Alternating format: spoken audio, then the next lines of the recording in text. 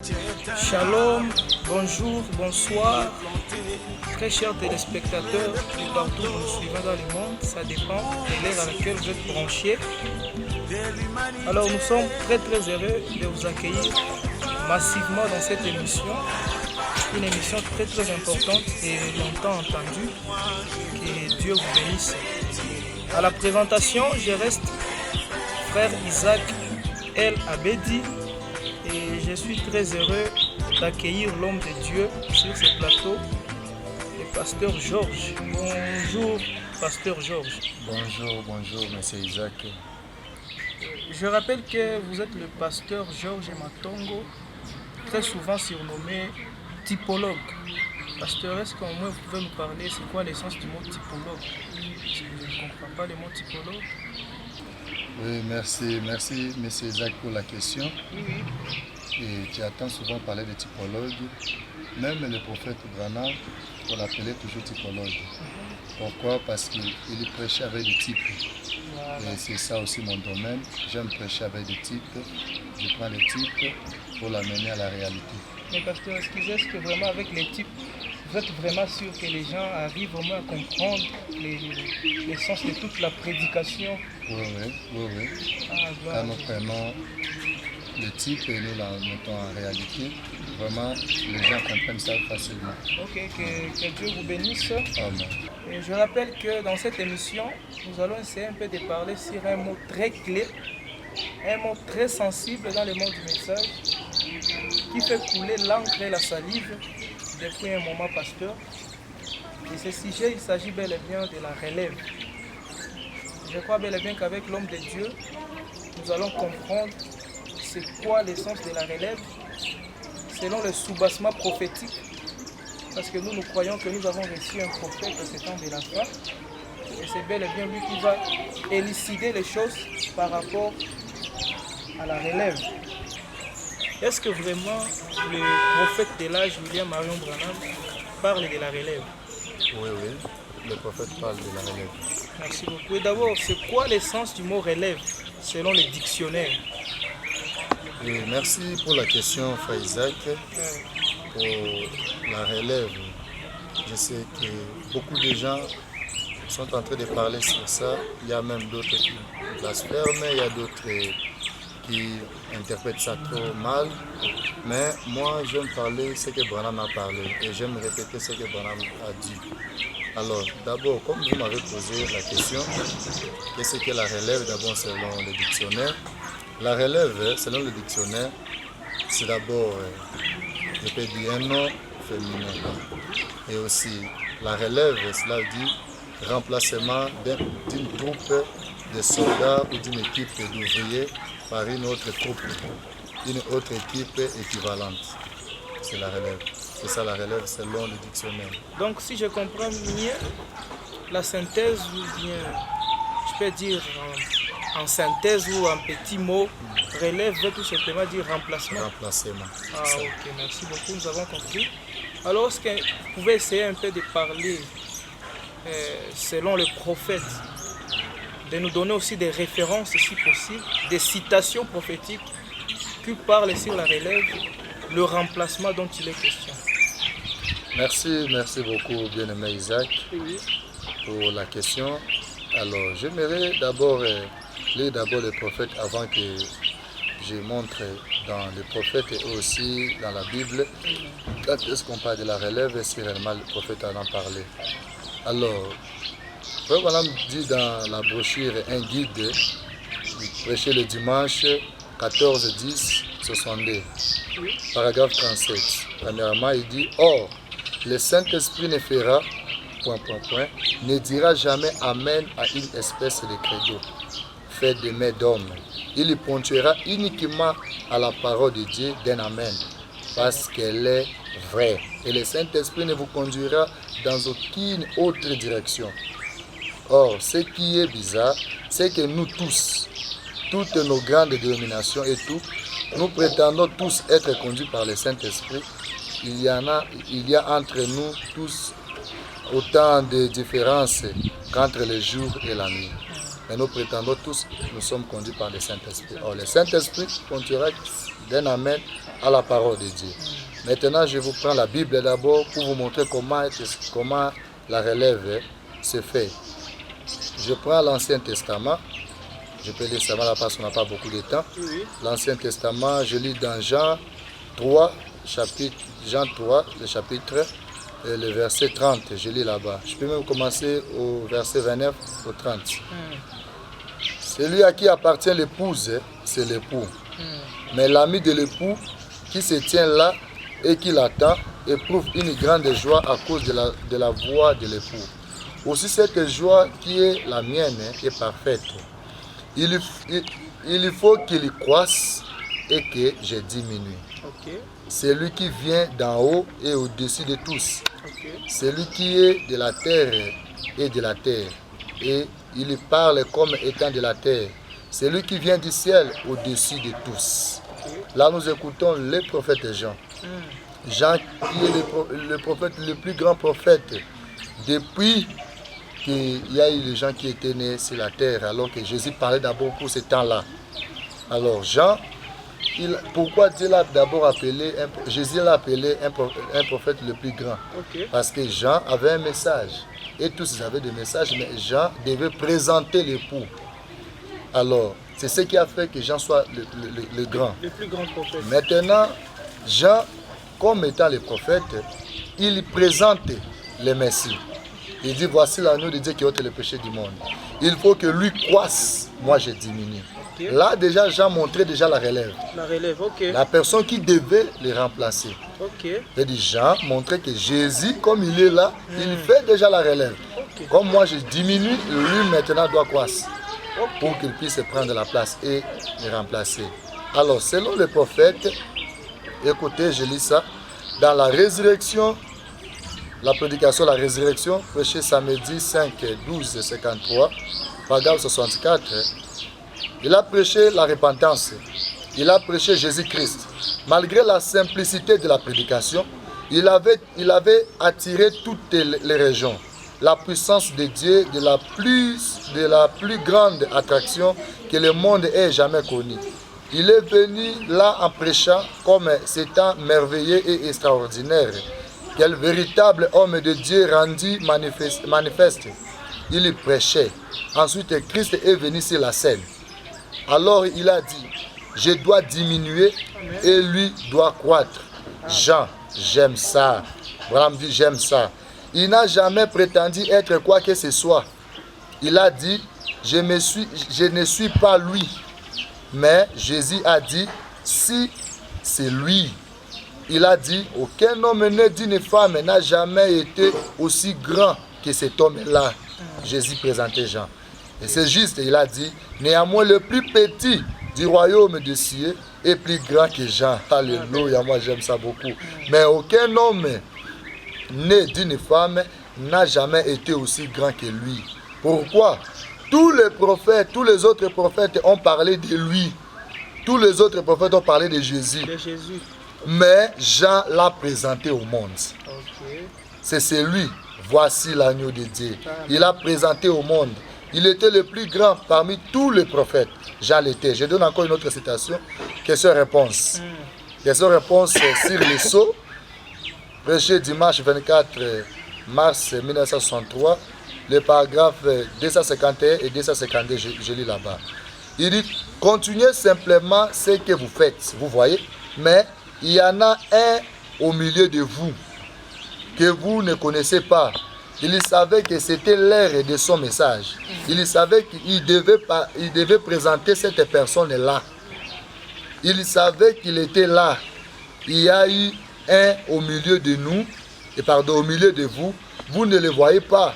Il se passe des choses dont vous ne connaissez rien.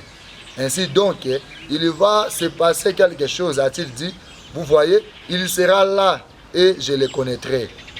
Finalement, un jour, il a dit, voici, il est là. Voici l'agneau de Dieu qui ôte les péchés du monde. Il a dit, maintenant, mon temps est écoulé. Amen. Je vous le présente. Je vous le présenter. Maintenant, il faut que je diminue. Je dois quitter la scène. C'est lui qui va prendre la relève. Amen. dès à présent. Ok. Je ne sais pas si vous avez compris là, je reprends encore. Reprenez. Il a dit maintenant mon temps est écoulé. Je vous le présente. Je vous l'ai présenté. Maintenant il faut que je diminue. Je dois quitter la scène. Jean, il devait quitter la scène. C'est lui qui va prendre la relève dès à présent. Le millénium va bientôt commencer. Oh, cher pasteur, Le temps est proche. merci beaucoup. Comme c'est vraiment une citation trop sensible, parce que là, ça met au clair. Donnez au moins la référence aux téléspectateurs qui nous suivent maintenant dans le monde. J'avais dit, c'est question-réponse sur les sceaux, prêché dimanche 24 mars 1963, les paragraphes 251 et 252. Oh, merci beaucoup, pasteur. Nous sommes vraiment satisfaits de la réponse par rapport à la première question. En tout cas, que Dieu vous bénisse. Merci beaucoup aussi à vous. Donc, Jean-Baptiste, vous êtes vraiment typologue, comme vous l'avez dit, parce que je vois que vous avez conformé les types de la Bible de Jean-Baptiste avec la réalité que nous sommes en train de faire face maintenant dans le monde du message. Mais pasteur, là, il y a une petite complication et qu'on voulait encore que vous puissiez mettre au clair, que nous puissions comprendre davantage, parce que nous sommes toujours en train de tourner autour du mot relève. Jean-Baptiste a dit il faut que lui diminue pour que celui qui viendra après lui puisse croître, qu'il soit grand. Donc il s'agit du Seigneur Jésus-Christ. Mais Frère Branham dit, lui le prophète de l'âge, parce que lui quand il dit quelque chose, tous nous devons nous plier. À un endroit, Frère Branham dit que la relève, celui qui va prendre la relève, c'est une personne étrange. Pasteur, de qui s'agit-il? Toujours le Seigneur Jésus-Christ? Ou bien c'est un individu, un groupe ou un esprit? Merci pour la question encore. Dieu bénisse beaucoup. Amen. J'aime beaucoup quand vous me ramenez à ce que Branham a dit. Amen. Sur une personne étrange. Oui. J'aime ça. Et j'aimerais seulement répéter Branham parce que Branham dit, dites seulement ce que dit le bande. Amen. Je lis dans la marque de la bête, Richard Jeffersonville, ISA, jeudi 13 mai 1954. J'ai lis là-bas, paragraphe 78. Oh, alors Jésus dit, Seigneur, je ne veux pas d'organisation. Accorde-moi de te servir de tout mon cœur. Pendant que je suis là en vie, c'est vrai. Après, tu auras un autre homme. Après mon départ, tu feras que quelqu'un occupe sa place. C'est tout. Tu vois ici, Branham me dit, il est en train de dire, je ne veux pas d'organisation. Alors, accorde-moi, Seigneur, de te servir de tout mon cœur. Il dit, pendant que je suis là en vie, c'est vrai. Après, tu auras un autre homme. Bien sûr, c'est après mon départ, après mon départ, tu feras que quelqu'un occupe sa place. Voilà. C'est tout. Écoutez maintenant ta question. L'esprit de vérité. Branham dit paragraphe, l'esprit de vérité, 18 janvier 1963, paragraphe 20. Il dit, à l'exception de l'autre jour, lorsque je suis venu à l'ouest, vous avez joué la bande, beaucoup parmi vous, je pense. Et vous comprenez, je ne sais pas ce que j'attends. Je suis ici maintenant. Je ne sais pas pourquoi. Je ne fais qu'attendre. Peut-être que c'est le temps pour moi de rentrer à la maison. On dirait que c'est vraiment cela. Si c'est le cas, il se lèvera après moi quelqu'un qui continuera avec le message. Ça sera une personne étrange, ce que vous avez parlé. Mais il se lèvera après ceci et continuera avec ces messages. Je n'aurai pas le temps de lire tout pour que les gens me suivent très bien vraiment. Je prends maintenant pour cette personne-là étrange. Que Branham puisse lui-même parler. Il dit que cette personne-là étrange sera là pour continuer avec le message. Mais quand je lis Branham, pour comprendre cette personne étrange-là, écoutez dans la reine de Séba, prêché dimanche 19 février 1961, paragraphe 27, la reine de Séba. Il dit, paragraphe 27, or, quand nous examinons davantage la parole, nous voyons que l'Église appelée à sortir, l'Élie, un ange leur avait parlé et leur avait donné un signe. Et il y avait un homme étrange qui demeurait dans la chair, qu'Abraham plus tard l'appela Elohim, le Dieu Tout-Puissant. Cette personne étrange qui demeura là, dans la chair humaine, qu'Abraham plus tard l'a appelé Elohim. Tu as voulu savoir ce que Branham dit si la personne étrange là. La personne, il y a beaucoup de citations que je peux vous montrer, mais comme nous faisons pour le temps, la personne étrange là, Branham est en train de nous dire que cette personne-là, Abraham l'a appelé Elohim. Il était dans la chair humaine. Dans la chair humaine. Okay. Amen. Donc, comme le prophète est parti, si je comprends bien, pasteur, c'est l'esprit d'Elohim qui continue maintenant avec la relève. Merci vraiment pour votre question. Je vous donne la citation de Frère Branham pour vous donner la ligne là. Écoutez Frère Branham. Pourquoi le Saint-Esprit a été-il donné? Pourquoi le Saint-Esprit a été donné?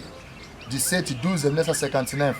Branham me dit, moi j'aime quand Branham me dit, paragraphe 84, le but est d'envoyer le Saint-Esprit. Parce que quand on a dit que cette personne est trans, c'est Elohim. L'Esprit était dans la chair humaine, la plénitude. Alors, comme Elohim est là, n'est pas là, mais nous voulons savoir celui qui va remplacer Frère Branham. Maintenant, écoutez, le but d'envoyer le Saint-Esprit, c'est que Dieu continue à travailler, et que Dieu continue à travers un groupe de gens. Dieu continue. Le but qu'il a envoyé le Saint-Esprit, c'est que Dieu continue à travers un groupe de gens à continuellement manifester Dieu au monde. C'est exactement ça. Pas par un credo, pas par une dénomination, mais par la puissance de la résurrection, en rendant sa parole réelle, en prenant sa promesse et en se tenant du côté de la minorité et en croyant Dieu, de voir les nuages noirs se retirer, la puissance de Dieu entrer et prendre la relève. Branham me dit Amen. Voilà ce qu'il veut. Voilà pourquoi le Saint-Esprit a été envoyé. Voilà le but dans lequel il a envoyé le Saint-Esprit. Maintenant, nous savons ce qu'il est. Et voilà pourquoi il a envoyé le Saint-Esprit. C'est le sceau, nous connaissons le Saint-Esprit. C'est Dieu lui-même. Le Saint-Esprit, c'est un avocat. Mais le but dans lequel Dieu a envoyé le Saint-Esprit est que le Saint-Esprit puisse prendre la relève maintenant. Amen, pasteur. Donc, par rapport à cette citation que vous venez de lire ici en dernier, le Saint-Esprit prend la relève dans un groupe d'individus et non dans une seule personne. C'est ça, pasteur. Merci pour la question, frère Isaac. Tu vois, pour bien comprendre, comme j'avais dit que je suis un typologue, retournons d'abord au commencement. La Bible dit que Dieu, c'est un esprit. Oui. Et alors, Dieu, pour qu'il puisse se donner la forme, de l'esprit, il est sorti, il est devenu Logos. Logos qui est le surnaturel, la colonne de feu, Christ. Il s'est donné la forme là. Et la plénitude était dans la colonne de feu. Et après cela, il voulait nous racheter. Il voulait être un sauveur. Alors, la plénitude de la divinité est née maintenant dans une vierge appelée Marie. Et en Jésus, toute la plénitude est habitée corporellement. Parce que la Bible dit au jour de son baptême, la Bible dit que c'est mon fils bien-aimé à qui je me plais pour demeurer. La divinité était dans une seule personne. Et Jésus était lui-même le Saint-Esprit. Alors il a dit à ses disciples, il vous est avantagé que je m'en aille. Amen. Et il leur a dit d'attendre dans la ville, d'attendre là, jusqu'à ce que le Saint-Esprit descendra. Et quand le Saint-Esprit est descendu, cela n'était pas entré dans une seule personne. La Bible dit que c'était divisé. Comme des langues de feu. Donc la plénitude de la divinité, il ne s'agit pas d'une personne. Non, la relève que le Saint-Esprit est en train de faire, ce n'est pas seulement dans une seule personne. C'est dans les croyants, dans l'épouse. Celui qui a le Saint-Esprit peut faire la relève. Amen, amen. Israël à la mer Rouge, première partie. Prêché jeudi 26 mars 1953. Paragraphe 124. Je peux entendre Jésus-Christ dire, je suis le Fils de Dieu, né d'une vierge. Je suis venu dans le palais d'ivoire de mon Père.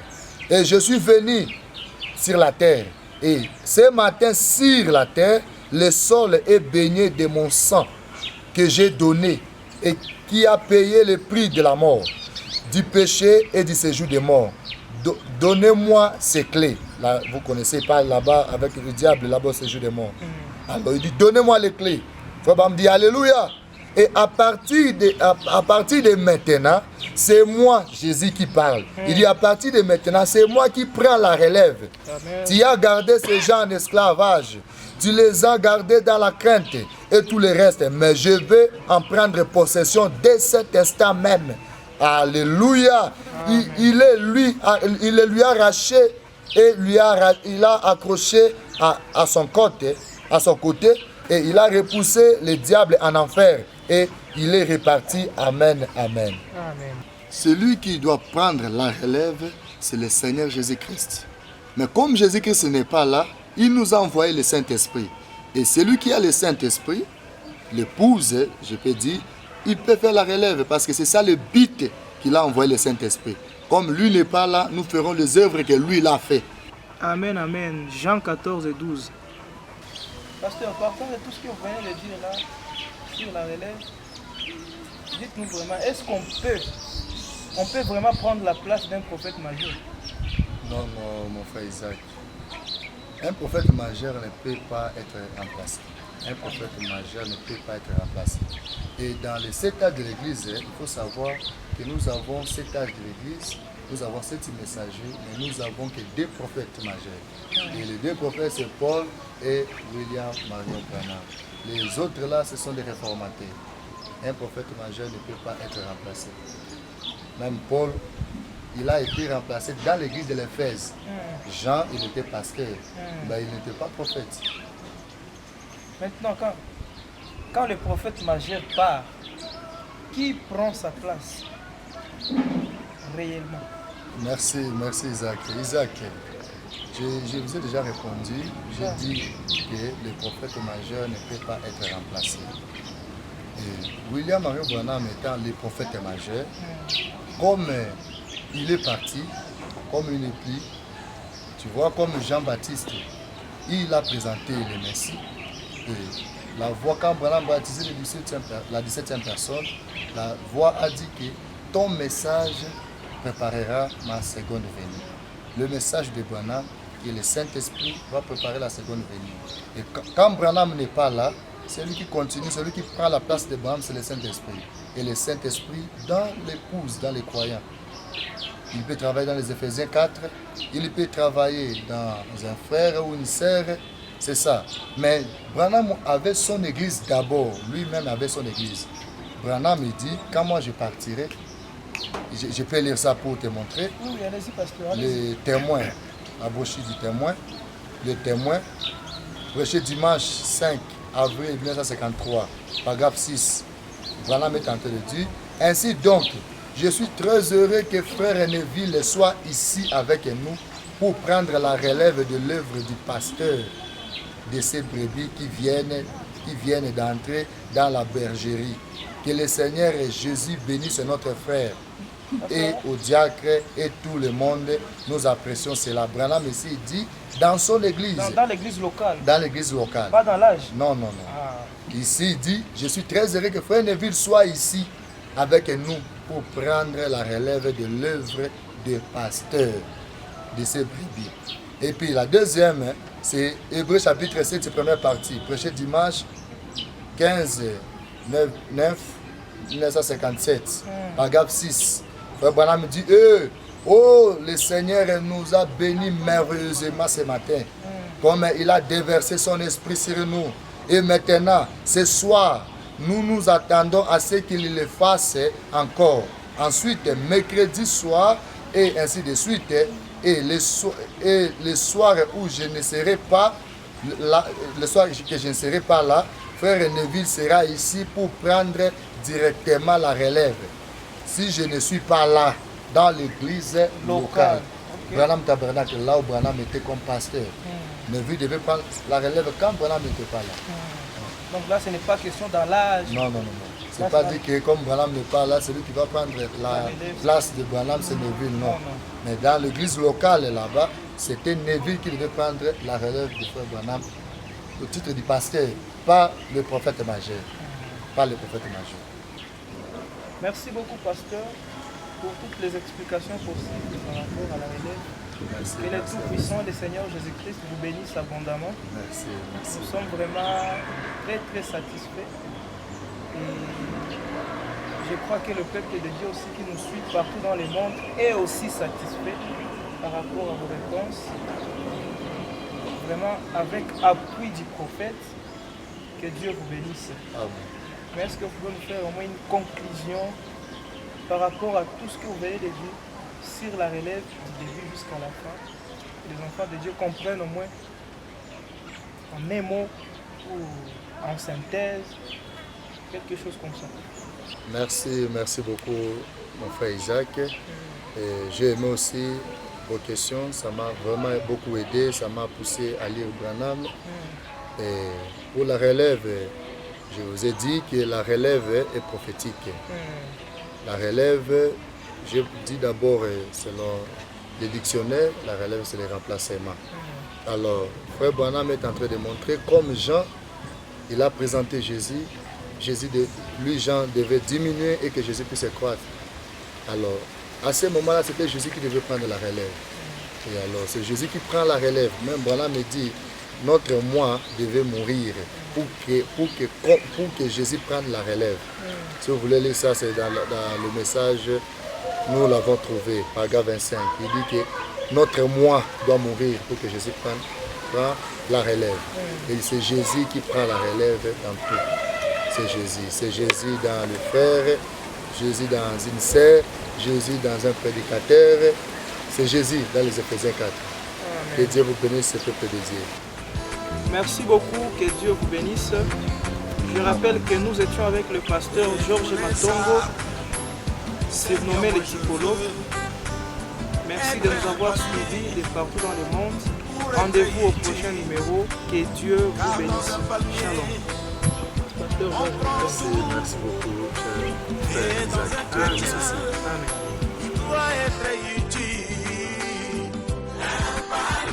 C'est ma prière, je la veux.